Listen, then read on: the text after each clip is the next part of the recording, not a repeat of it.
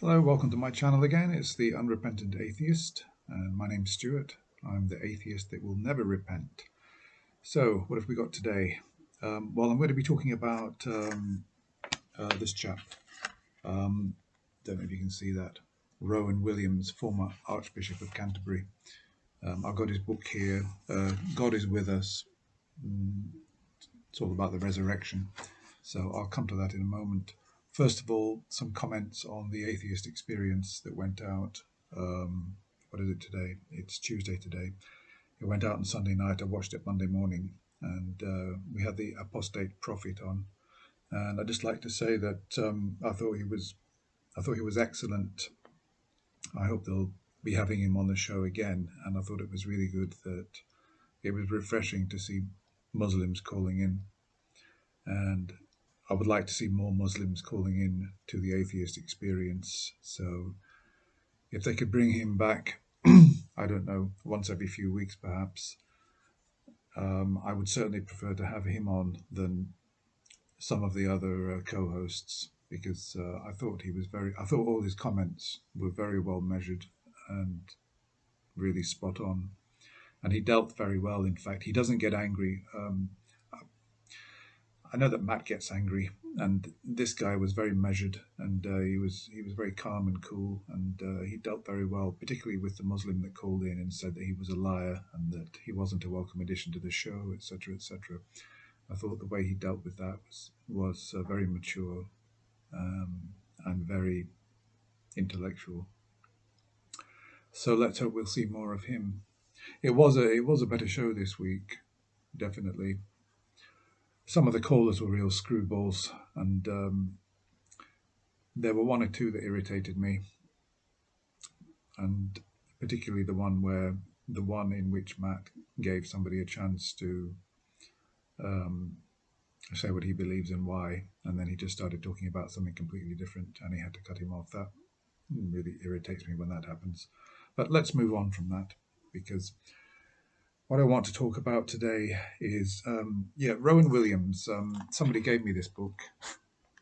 I don't know what they thought I would get out of it, but yeah, somebody gave me this book a few years ago, and I did read it at the time.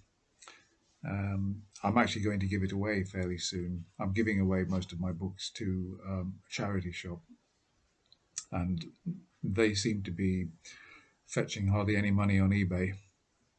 They're not pulp fiction. I mean, they're all sort of quality classics and good literature, lots of academic books and all sorts of good stuff. But I can't sell them, so I'm giving them away. I've sold one. A book on the Middle Ages. But anyway, let me just move on with this. Rowan Williams, God with us. The meaning of the cross and resurrection, then and now. Now he spends obviously most of the book going over the origin of the meaning of the cross and the resurrection stories and sacrifices and the meaning of sacrifice in the Old Testament and the symbolic meaning and the theological meaning, etc., etc. But that's obviously, I don't want to talk about that because to me it's no meaning at all. It's all meaningless and it's got no relevance in my life. And it probably shouldn't have relevance in your life either. But let's just move on, because what I find interesting is that in the final chapter, he talks about the sort of historicity of the resurrection stories. And I was interested in that because obviously he's a leading intellectual Christian theologian. And I had an idea that he would present it in a particular way. And sure enough, he does. I studied English at university. But in the first year, I was allowed to do some supplementary modules, sorry. And I went into theology for one of my supplementary modules with 10 credits, and it was Introduction to the Study of the New Testament, which I was very interested in, even though I was an atheist then, of course. But still, one has to give credit where it's due, that the Bible, the Old Testament, and the New Testament, as a theological text, is quite a stupendous collection of writings, even though, in my opinion, there's no substance of truth to the supernatural claims or the miracles or anything like that. It's still quite a remarkable document. I'm very much interested in ancient texts.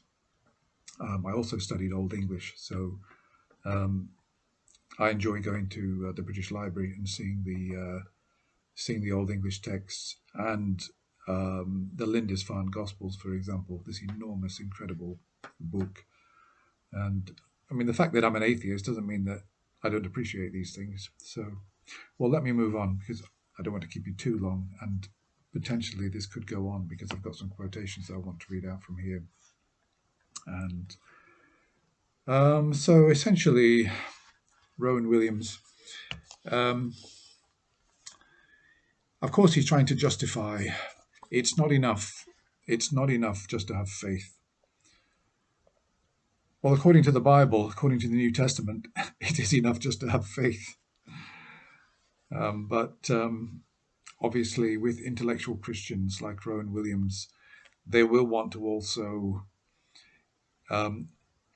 find some kind of historical justification in the theological texts. Now, in the history departments of the world's universities that are not controlled by theological bodies and organizations.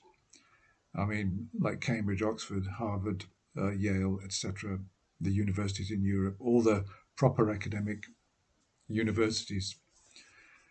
In the history departments, you won't find the Bible.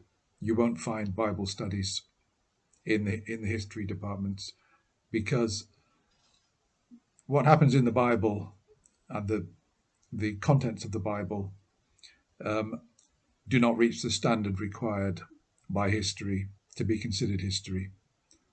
That's already established in non-Christian academic world. It's already established that the Bible does not reach the threshold, the evidential threshold, corroborative threshold to be considered history. So there are true things in the Bible. We know that there's a Jerusalem. We know that there's an Egypt.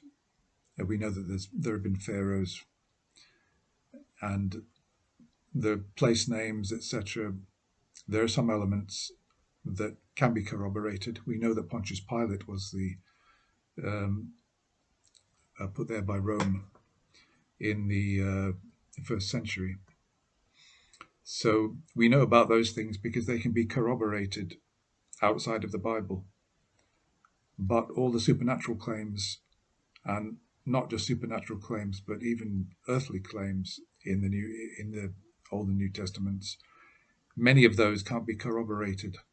And the only evidence for them is actually what is in the Bible itself. And that's not really evidence at all. You can't have one source with nothing supporting it. It's not history. So Rowan Williams has got this problem, and so have Christians got the problem that there's no external support for the resurrection. There are 4 Gospels. There are four stories, and there's nothing outside of the Bible contemporary with or soon after. There's no contemporary writings by any historians at the time that there was a man called Jesus who was crucified and he came back from the dead, or even that at that particular time people believed that he came back from the dead. There's nothing close enough to the supposed event to corroborate it.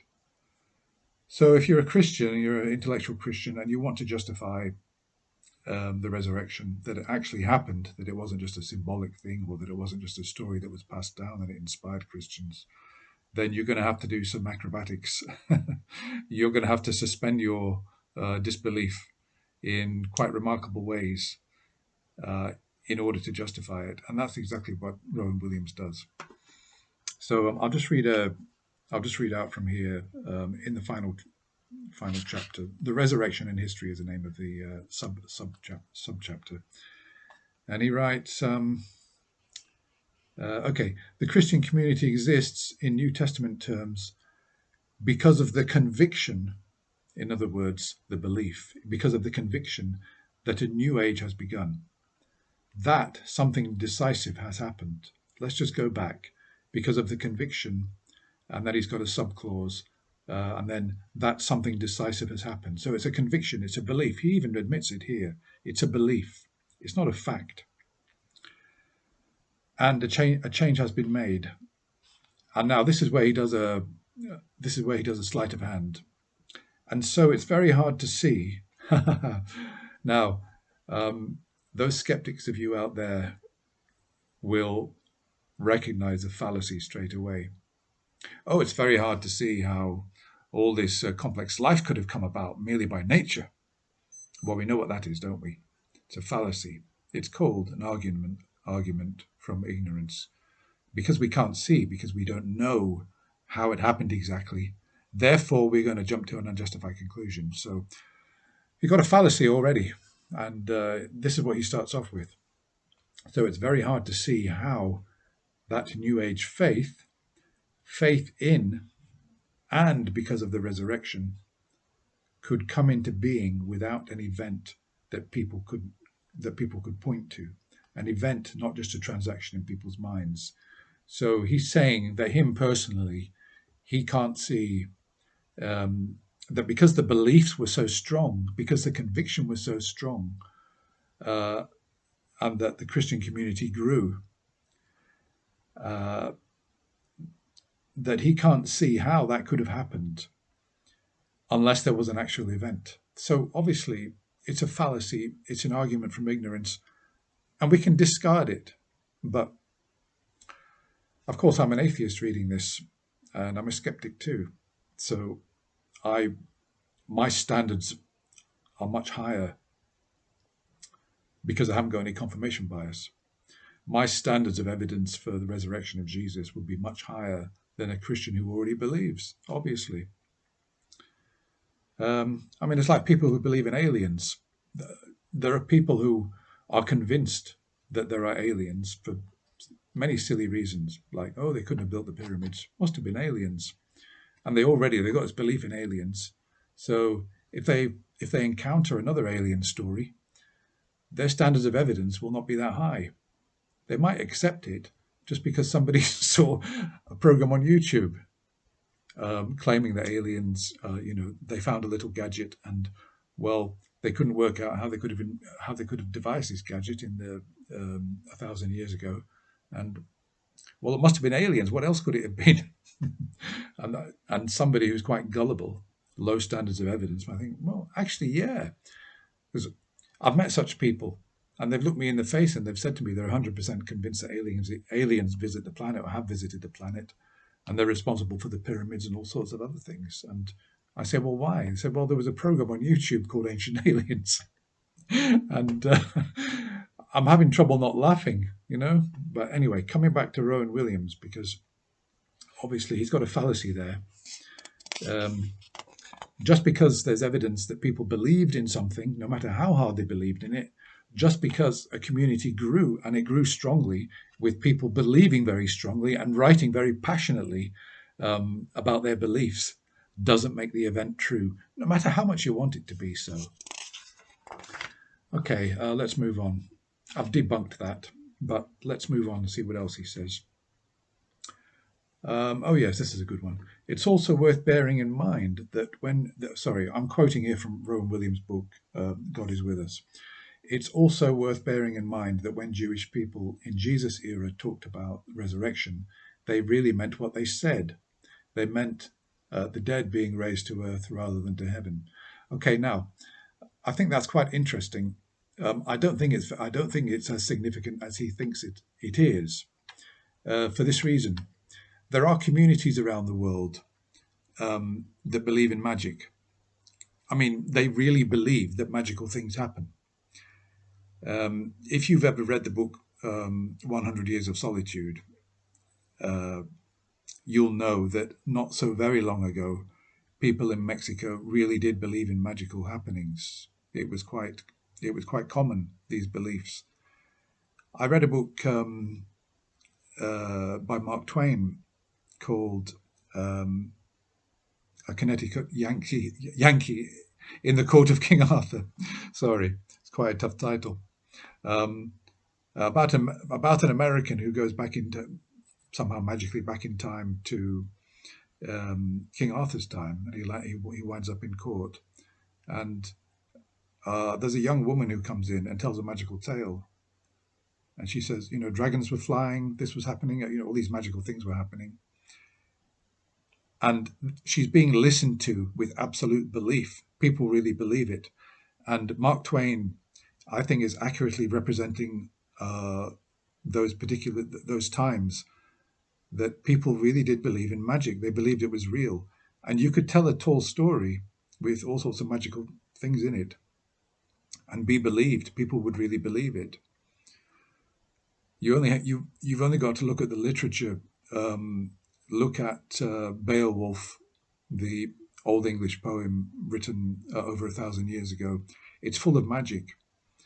And in the Anglo-Saxon Chronicle, which is a historical document, scribes were writing down year by year main events.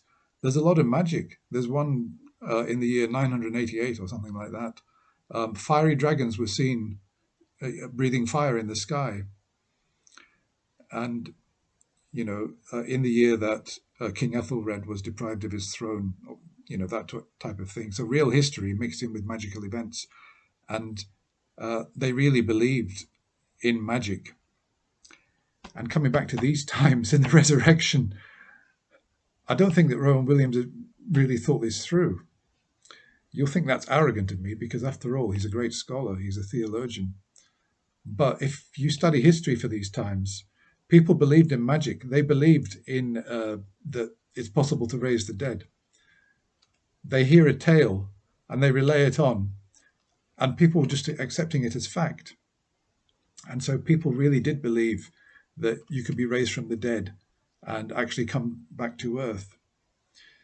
And of course, in the New Testament, we've not only got Jesus raising from the dead, supposedly, we've got Lazarus, who died. And actually, Jesus resurrected him before he resurrected himself. So, and all the miracle stories, people believed in magic in those days. It was real to them. I mean, it wasn't real in the sense that it really happened, but the oral tradition in storytelling was strong.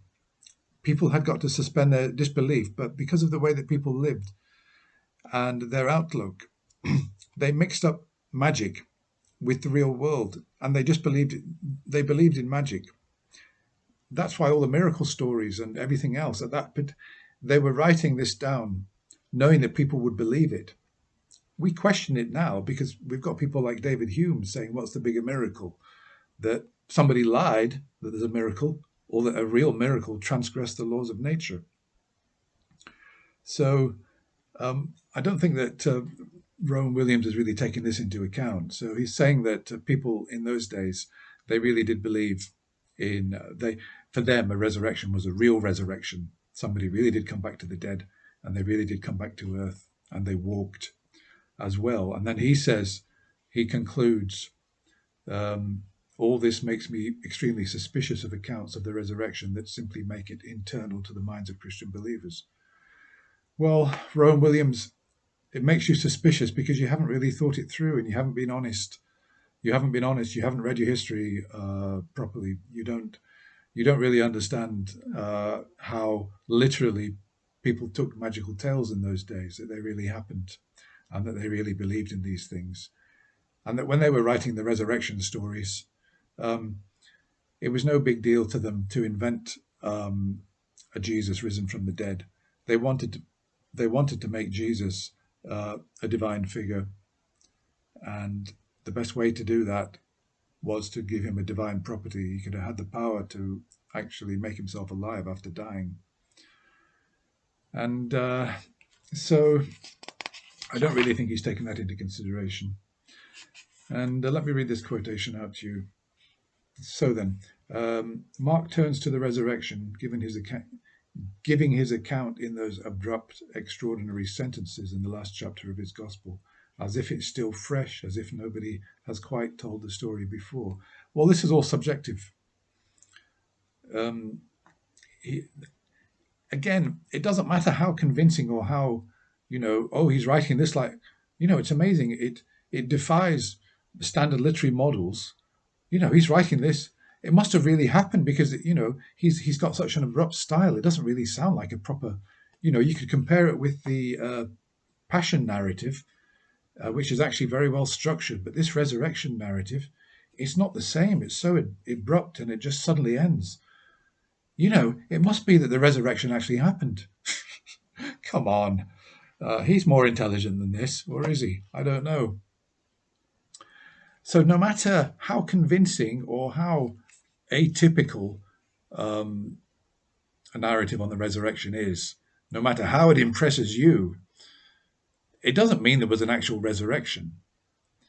It could be that the writer took this into account. Thought, I better make this a little bit different because otherwise they'll be saying, oh, it's just formulaic. So, let's use a bit of, let's try and make it seem like it's fresh. And so, again, it's an argument from ignorance that he's saying that, well, it's such an amazing narrative. It looks so fresh that I can't see how else this could be unless there was actually a resurrection. Again, it's an argument from ignorance. There's no proper logical ration. There's no proper sound rationale to where he's going with this. That the resurrection actually happened. You'll never. I don't believe personally myself that. I personally believe. I go back to Hume. What's the bigger miracle, that a man really raised from the dead? We know that's impossible. If you chop a man into little pieces, he's never going to come back from the dead. If you stick a knife in his heart and make sure that his heart hasn't been beating for at least 2 hours, there's no way that he's going to come alive again.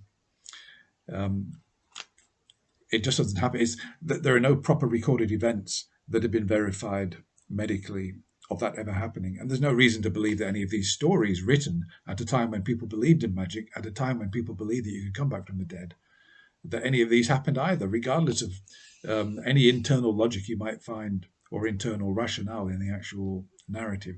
However, if you already believe because you've had a personal experience and you take a book, you take the New Testament, and you want to reconfirm your faith, then you'll start jumping around and doing acrobatics and jumping to logical fallacies in order to justify your beliefs.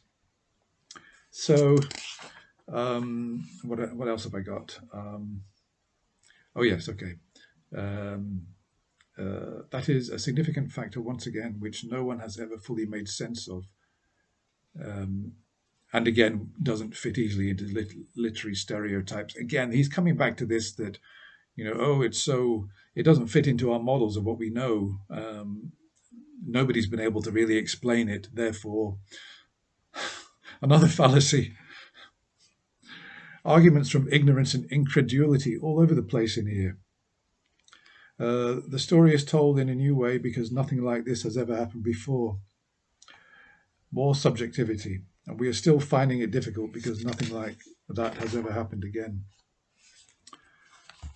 So I think that just to conclude, because the video has gone on too long, so I've got that from, if you want to get a hold of that, actually it's worth reading because he does some good work there on the significance of sacrifice in the Old Testament, and I think that from that point of view it's quite good. But when he starts talking about the historicity of the resurrection, and that one could be rationally justified in believing it because of the reasons that he's put in here, which mainly is arguments from ignorance and incredulity, and I don't really believe that you have got any proper justification for believing that the resurrection was actually a historical event. So I know that Christians will disagree and Christian theologians will disagree. Well, I think there are some Christian theologians who agree that the resurrection didn't happen. There are Christians who agree that the resurrection is symbolic. I know of some. So, well, I think I'm going to wind it up there, guys. I hope you took something from that, and I hope you're still with me. It's a long video. I'm sorry. I apologize. Stay with my channel, subscribe to me. It's early days. I haven't got many subscribers. I could do with a few, and it will encourage me to make more content if you've enjoyed this. So I'll leave it there for now, and look forward to seeing you again very soon.